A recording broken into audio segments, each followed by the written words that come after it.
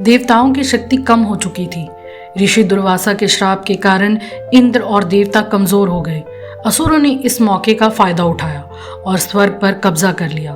तब भगवान विष्णु ने सलाह दी, अमृत पाने के लिए क्षीर सागर का मंथन करो। लेकिन यह काम अकेले संभव नहीं है, इसके लिए असुरों की मदद भी लेनी पड़ेगी।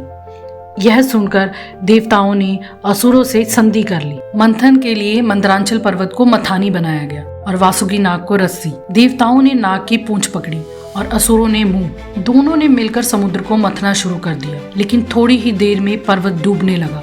तब भगवान विष्णु ने कछुए का रूप धारण किया और पर्वत को अपनी पीठ पर थाम लिया। सबसे पहले समुद्र से निकला हलाहल विष, इतना भयानक कि पूरी सृष्टि नष्ट हो सकती थी। तब भगवान शिव ने उसे पी लिया। माता पार्वती ने तुरंत उनका गला दबा दिया ताकि जहर पेट में न जाए। इसी कारण विष वहीं रुक गया और भगवान शिव का गला नीला पड़ गया। तभी से उनका एक नाम प्रसिद्ध हुआ, नीलकंठ। जहर निकलने के बाद समुद्र से एक एक करके 14 रत्न प्रकट होने लगे। पहले निकले चंद्रमा, जिन्हें भगवान शिव ने अपने सिर पर धारण किया। फिर प्रकट हुई माता लक्ष्मी। इसके बाद निकले कौस्तुभ मणि, कामधेनु गाय, इरावत हाथी, कल्प वृक्ष, रंभा जैसी अप्सराएं, उच्च श्रवा घोड़ा, गजेंद्र, पारिजात, शंख, धनुष और विष। और सबसे अंत में प्रकट हुए धन्वंतरी, जिनके हाथों में अमृत से भरा कलश था।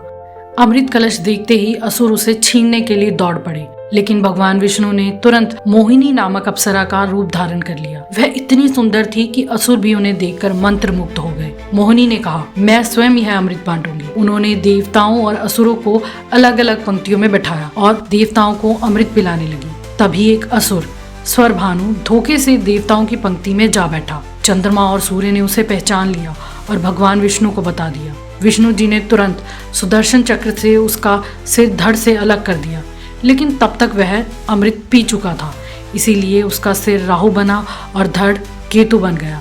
कहते हैं तभी से राहु और केतु चंद्रमा और सूर्य से बैर रखते हैं और इसीलिए ग्रहण लगता है।